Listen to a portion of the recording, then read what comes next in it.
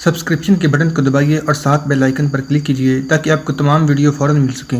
اس video پسند آنے کی صورت میں اسے لائک، کمنٹ اور شیئر کرنا مت بھولیں۔ سمنتاج ہرن کی طرح کودتی پھلانگتی چٹان سے اتر گئی۔ مسعود اسے دیکھتا رہا۔ وہ گھوڑے پر سوار ہوئی اور شہسوار کی طرح ایڑ لگا کر جنگل میں غائب ہو گئی۔ جب تک اس کے گھوڑے کے قدموں کی چاپ سنائی دیتی رہی، مسعود ادھر ہی دیکھتا رہا۔ آپ سمجھ نہیں سکتے کہ یہ لڑکی اسلامی اتحاد کے متعلق کس قدر جذباتی ہے۔ ابھی ظفر نے کہا، میں نے اس کے ساتھ بہت وقت گزارا ہے۔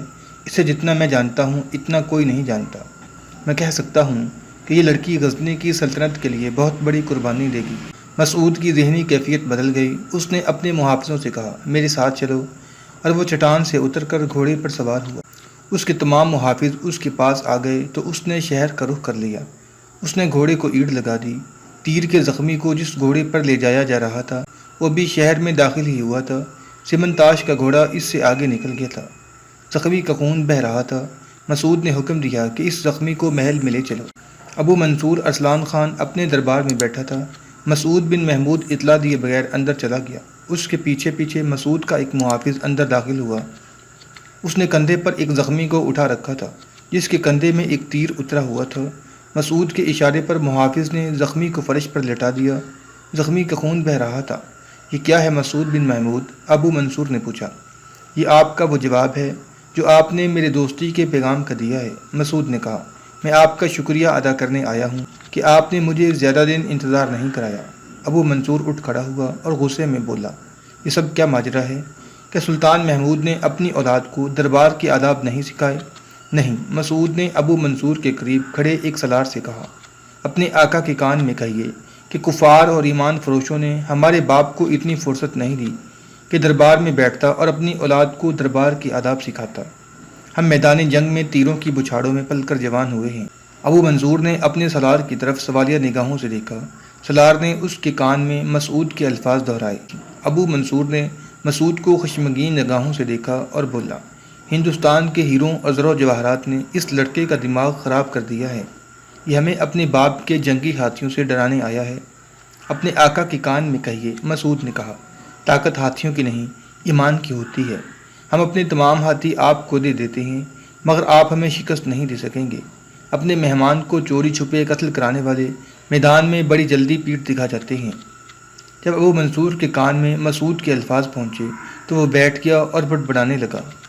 مسعود دربار سے نکل گیا۔ حکومت کا نشہ ہی ایسا ہے کہ عقل پر سیاہ کالا پردہ پڑ جاتا ہے۔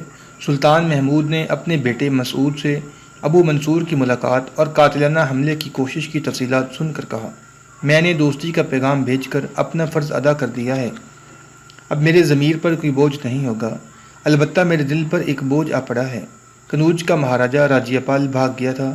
اس نے اپنا خزانہ پہلے ہی کہیں غائب کر دیا تھا۔ مجھے خزانے کی ضرورت نہیں، کنوج کی ضرورت تھی تو مجھے مل گیا تھا۔ اب ہندوستان سے اطلاع آئی ہے کہ راجیہ پال کنوج میں ہمارے حاکموں کو پیغام بھیج رہا ہے کہ اس کی جان بخشی کی جائے اور وہ غزنی کا باجگزار رہے گا۔ مگر لاہور کا مہاراجہ بھیم پال نڈر دوسرے شکست خوردہ مہاراجوں کو ساتھ ملا کر راجیہ پال کو خوفزدہ کر رہا ہے اور ہمارے خلاف فیصلہ کن جنگ کے لیے فوجیں اکٹھے کر رہا ہے۔ مجھے فوراً وہاں چلے جانا چاہیے، مگر میں کاشغر اور بخارا کے سانپوں کا سر کچلنا بھی ضروری سمجھتا ہوں۔ تم کہتی ہو کہ ابو منصور کی بیٹی نے تمہیں کہا ہے کہ ہم اس کے باپ پر حملہ کریں۔ ہم قوم کی اس بیٹی کی خواہش پوری کر دیں گے اور ہمارے لیے یہ جنگی اقدام اس لیے بھی ضروری ہو گیا ہے کہ یہ لوگ عیسائیوں کے زیر اثر ہیں۔ مجھے ان لوگوں سے کوئی خطرہ نہیں۔ اگر انہوں نے خراسان پر حملہ کیا تو منہ کی کھائیں گے، لیکن خطرہ یہ ہے کہ عیسائی ان لوگوں کے یہاں اپنے اڈے بنا لیں گے۔ ہماری جنگ اسلام کی مخالف قوتوں کے ساتھ ہے۔ میرا خیال ہے کہ ابو منصور اور قادر خان خراسان پر حملے کا منصوبہ تو بنا سکتے ہیں، حملے کی جرأت نہیں کر سکتے، تاہم ہمیں تیار رہنا چاہیے۔ سلطان محمود کا یہ خیال غلط نکلا۔ کوئی 2 ماہ بعد اسے اطلاع ملی کہ کاشغر، بخارا اور بلاساغون کی فوجیں بلخ کی سمت بڑھی آ رہی ہیں۔ بلاساغون ابو منصور ارسلان کا دارالحکومت تھا۔ سلطان محمود نے پہلے ان تینوں کے اتحاد کو کوئی اہمیت نہیں دی تھی، لیکن اسے جب ان کی پیش قدمی کی اطلاع ملی تو وہ پریشان سا ہو گیا۔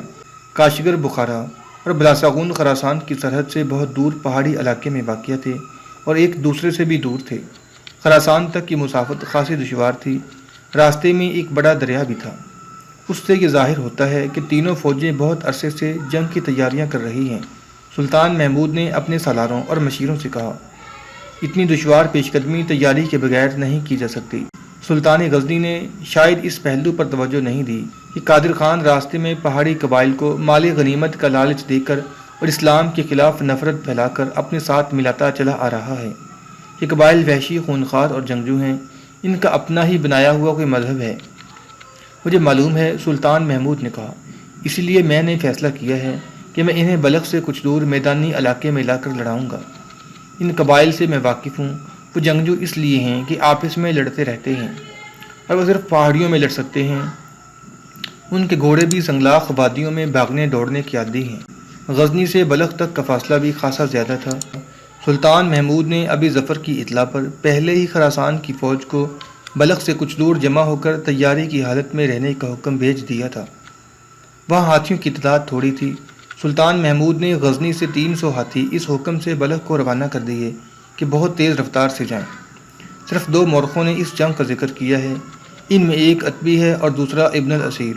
انہوں نے لکھا ہے کہ اس لڑائی میں سلطان محمود اپنی جنگی طاقت کی نمائش پر زیادہ توجہ دے رہا تھا تاکہ اس کے دشمن اور پہاڑی قبائل مرعوب ہو جائیں اور آئندہ سر اٹھانے کی جرت نہ کریں۔ قادر خان، توغان خان اور ابو منصور کی فوجیں ایک دوسری کے پیچھے تیزی سے چلی آ رہی تھیں۔ ان کے لیے رسد کی کمی نہیں تھی، پہاڑی قبائل ان کی بہت مدد کر رہے تھے۔ دونوں مورخ لکھتے ہیں، یہ قبائل سرپٹ دوڑتے گھوڑوں سے تیر اندازی کے ماہر تھے اور لڑائی میں بھی بھاگتے دوڑتے لڑا کرتے تھے۔ سلطان محمود کے دشمنوں کو ان کی اسی مہارت اور لڑنے کے انداز پر ناز تھا۔ تینوں فوجوں کی اپنی نفری بھی بہت تھی۔ مورخوں کے اندازے کے مطابق سلطان محمود کی فوج بھی اتنے ہی تھی۔ اس کے پاس ہاتھی تھے جو اس کے دشمنوں کے پاس نہیں تھے۔ اس کے علاوہ سلطان کے پاس تقریباً 400 رتھ تھے جو اس نے ہندوستان کی شکست خوردہ فوجوں سے حاصل کیے تھے۔ وہ ان کے استعمال کا قائل نہ تھا، لیکن قبائلیوں سے لڑنے کے لیے اس نے رتھوں کا استعمال ضروری سمجھا۔ یہ ہلکی قسم کے رتھ تھے، ہر رتھ کے آگے ایک گھوڑا جوتا جاتا اور اس میں 2 آدمی ہوتے تھے، دونوں لڑاکے ہوتے تھے۔ ایک گھوڑے کو بھگاتا اور دوسرے کے پاس پھینکنے والی برچیاں اور تیر کمان ہوتے تھے۔ سلطان محمود نے رتھوں کے 2 دستے تیار کر رکھے تھے اور اب اس نے ان دونوں دستوں کو بلخ پہنچنے کا حکم دے دیا تھا۔ مورخوں اور اس دور کے جنگی مبصروں نے لکھا ہے کہ سلطان محمود کی فوج ٹریننگ اور میدان جنگ میں ڈسپلن اور دستوں کے باہمی ملاپ کے لحاظ سے ایک عمدہ فوج تھی۔ نہایت دشوار حالت میں بھی دستوں میں بھگدڑ اور انتشار پیدا نہیں ہوتا تھا۔ البتہ اس مارکے میں سلطان کو اپنی یہ کمزوری پریشان کر رہی تھی کہ اس کی فوج کی تقریباً نصف نفری ہندوستان میں شہید ہو گئی تھی۔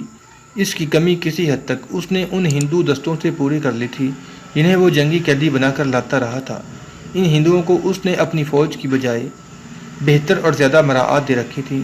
ان میں سے ہندو اکثر اسلام قبول کرتے رہتے تھے۔ ان دستوں کو وہ ہندوستان نہیں لے جاتا تھا۔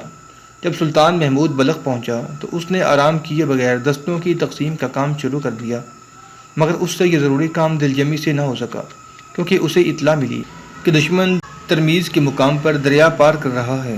یہ مقام بلخ سے تقریباً 50 میل دور تھا۔ سلطان محمود کو سالاروں نے مشورہ دیا کہ دریا پار کرنے کے دوران ہی حملہ کر دیا جائے، کہ انہیں اطمینان سے گزر آنے دو، اس کے بعد دریا ہمارا دوست ہوگا۔ سلطان محمود کو اس اطلاع سے یہ اطمینان ہوا کہ دشمن کا رخ بلخ کی طرف ہے۔ سلطان محمود نے ہاتھیوں کو 2 حصوں میں تقسیم کر کے ایک حصے کو بلخ سے 5-6 میل دور دائیں اور دوسرے حصے کو اتنی ہی دور بائیں جا کر دریا کی طرف چلے جانے کو کہا۔ ان کے ساتھ اس نے 100 رتھ اور ایک دستہ پیادوں کا بھیج دیا۔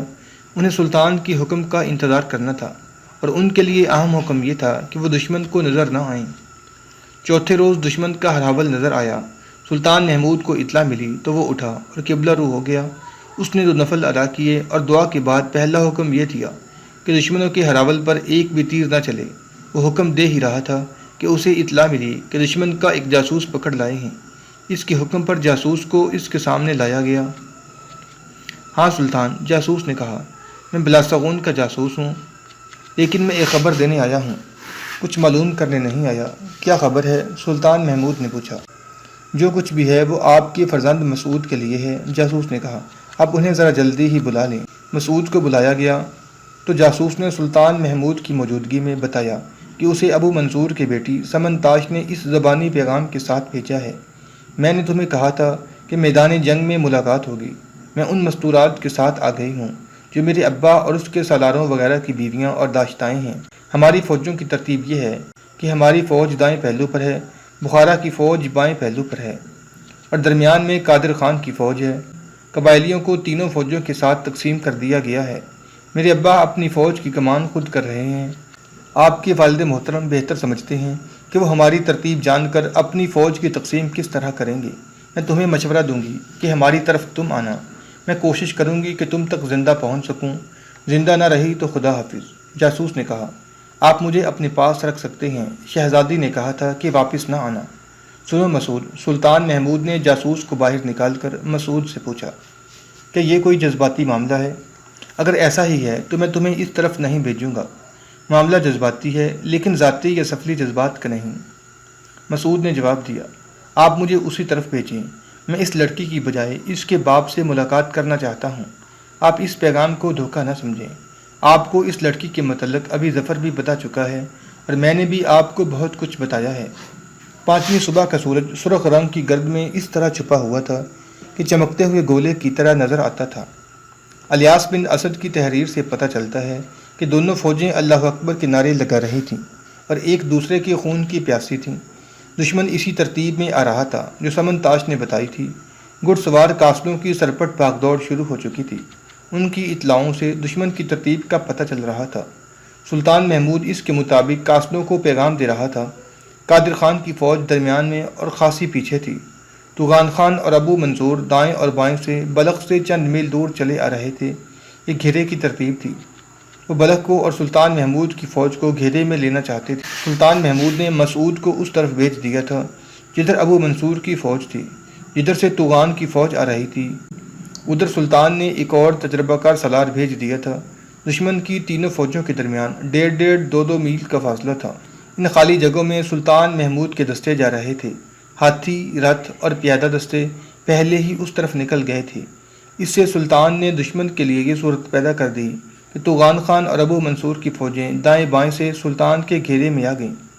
سلطان محمود نے اپنے پیغاموں کے ساتھ قاصد دوڑا دیے۔ سورج اوپر اٹھ آیا تھا مگر گرد نے اس کی روشنی مدھم کر رکھی تھی۔ اچانک زمین و آسمان کانپنے لگے۔ سلطان محمود نے دشمن کے دائیں اور بائیں پہلوؤں پر حملے کا حکم دے دیا تھا۔ دونوں پہلوؤں پر دونوں اطراف سے حملہ ہوا۔ ایک طرف ہاتھی اور رتھ تھے۔ قبائلیوں نے اپنے مخصوص انداز سے گھوڑے دوڑائے اور تیر اندازی کی کوشش کی، لیکن اتنے گمسان کی جنگ میں انہیں اپنے پرائے کا پتہ نہیں چل رہا تھا۔ قادر خان کو بھی پتہ نہیں چل رہا تھا کہ اس کے دائیں بائیں کیا ہو رہا ہے۔ اسے پہلوؤں سے کوئی پیغام نہیں مل رہا تھا۔ اسے بتانے والا کوئی نہ تھا کہ اس کے پہلو کچلے اور ہاتھیوں تلے مسلے جا رہے ہیں۔ دائیں طرف ابو منصور کی حالت اچھی نہیں تھی۔ اس کی فوج پر ایک طرف سے مسعود نے حملہ کیا اور جب اس کی فوج اس طرف متوجہ ہوئی تو پیچھے سے چنگاڑتے ہاتھیوں، رتھ سواروں اور پیادہ دستوں نے حملہ کر دیا۔ رتھ سواروں کی توجہ قبائلیوں پر تھی۔ جو ہی کوئی قبائلی اپنے گھوڑے کو باہر نکالتا اور اپنے انداز سے لڑنے کی کوشش کرتا، 2 رتھ سوار اس کے دائیں بائیں دوڑ پڑتے اور اسے برچھی یا تیر سے گرا دیتے۔ شام سے کچھ پہلے مسعود ایک بلند جگہ کھڑا لڑائی کا منظر دیکھ رہا تھا۔ عقب سے 3 گھوڑے سرپٹ دوڑتے آ رہے تھے۔ ایک سوار کے ہاتھ میں سفید جھنڈا تھا۔ مسعود کے محافظوں نے گھوڑے ان کی طرف دوڑا دیے کیونکہ یہ دھوکہ بھی ہو سکتا تھا۔ وہ تینوں سواروں کو اپنے ساتھ مسعود کے سامنے لے آئے۔ ان میں ایک سوار سمنتاش تھی۔ اس کے ساتھ 2 مرد گھڑ سوار تھے۔ سمنتاش کود کر گھوڑے سے اتری اور دوڑتی مسعود کے پاس آئی۔ بڑی مشکل سے تمہارا پتہ چلا ہے، وہ ہانپتی ہوئی سانسوں سے بول رہی تھی۔ میرے ابا بھاگنے کی فکر میں ہیں، لیکن ان کا ایک سالار انہیں جھوٹی تسلیاں دے رہا ہے۔ وہ فوج کا قلب پیچھے لے گئے ہیں۔ انہیں یقین ہو گیا ہے کہ انہیں شکست ہو چکی ہے۔ ان کے پاس قادر خان کا قاصد یہ پیغام لے کر آیا ہے کہ اس نے بلخ کی طرف پیش قدمی روک دی ہے اور وہ اپنی فوج کو دائیں اور بائیں کمک کے طور پر تقسیم کر رہا ہے۔ اس نے کہا کہ حوصلہ نہ ہارنا، سلطانی فوج کو ہم گھیرے میں لے رہے ہیں۔ میں نے تمہارا سراغ کس طرح لگایا اور یہاں تک کس طرح پہنچی یہ پھر کبھی بتاؤں گی۔ میں اس لیے آئی ہوں کہ ہمارے قلب کو تم ذرا سی ہمت سے پکڑ سکتے ہو۔ مجھے معلوم نہیں کہ دوسری طرف لڑائی کی صورتحال کیا ہے۔ میں اپنی فوج کی بات کر رہی ہوں۔ مسعود سوچ میں پڑ گیا۔ کیا سوچ رہے ہو؟ سمنتاش نے کہا۔ میرا گھوڑا لاشوں کو روندتا آیا ہے۔ مرنے والوں میں غزنوی بھی ہیں، ترکستانی اور بخاری بھی، مگر مر کر سب ایک جیسے لگتے ہیں۔ وہ مسلمان تھے۔ اس نے چلا کر کہا، اپنی قوم کا خون روکو مسعود، میں جو کہتی ہوں وہ کرو۔ قادر خان کی کمک آ گئی تو یہ قتل و غارت نہیں رکے گی۔ اس سے پہلے ہمارے قلب کو مٹھی میں لے لو۔ تم ساتھ چلو گی؟ نہیں، سمن تاج نے کہا، میں جا رہی ہوں، تم آؤ۔ وہ گھوڑے پر سوار ہوئی اور 2 محافظوں کے ساتھ جو اس کے زر خریدے ہوئے تھے میدان جنگ کے گرد و غبار میں غائب ہو گئی۔ وہ مسعود کو بتا گئی تھی کہ اس کا باپ کہاں ہے۔ قادر خان کی پیش قدمی رک گئی تھی۔ وہ اپنی فوج کو 2 حصوں میں تقسیم کر کے طوغان خان اور ابو منصور کو کمک بھیج رہا تھا۔ سلطان محمود کو اس کے اس اقدام کا پتہ اس وقت چلا جب رات گہری ہو رہی تھی۔ اس وقت حملہ نہیں کیا جا سکتا تھا۔ سلطان نے اپنے پلان میں رد و بدل کر لیا اور اسی وقت مسعود اور دوسرے سالار کی طرف پیغام بھیج دیا کہ تازہ صورتحال کیا ہے۔ مسعود اپنی جگہ نہیں تھا۔ وہاں ایک نائب سالار نے پیغام وصول کیا۔ مسعود کم و بیش 100 منتخب سپاہیوں اور چھاپہ مار کمانداروں کو ساتھ لے کر ابو منصور کے ہیڈ کوارٹر پر حملہ کرنے چلا گیا تھا۔ یہ ایک شب خون تھا۔ ابو منصور حوصلہ ہار بیٹھا تھا۔ اس کی فوج بری طرح کچلی گئی تھی۔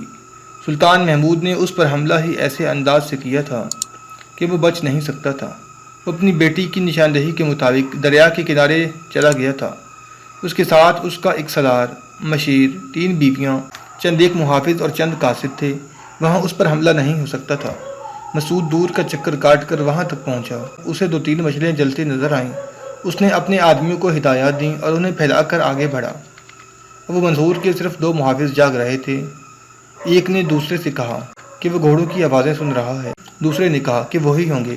اس نے ایک مچھل اٹھائی اور اوپر کر کے 2-3 مرتبہ دائیں بائیں ہلائی اور 2 مرتبہ اوپر نیچے کی۔ مچھل رکھ کر وہ ایک خیمے کے قریب جا کھڑا ہوا اور منہ سے دھیمی سی آواز نکالی۔ خیمے میں سمن تاج سوئی ہوئی تھی۔ وہ فوراً اٹھ کر باہر آ گئی اور محافظ سے کہا تم آگے چلے جاؤ۔ چونکہ رہنمائی موجود تھی اس لیے شب خون میں کوئی دشواری اور کوئی خطرہ نہ تھا۔ ابو منصور اور سالار اپنے اپنے خیموں میں سوئے ہوئے تھے۔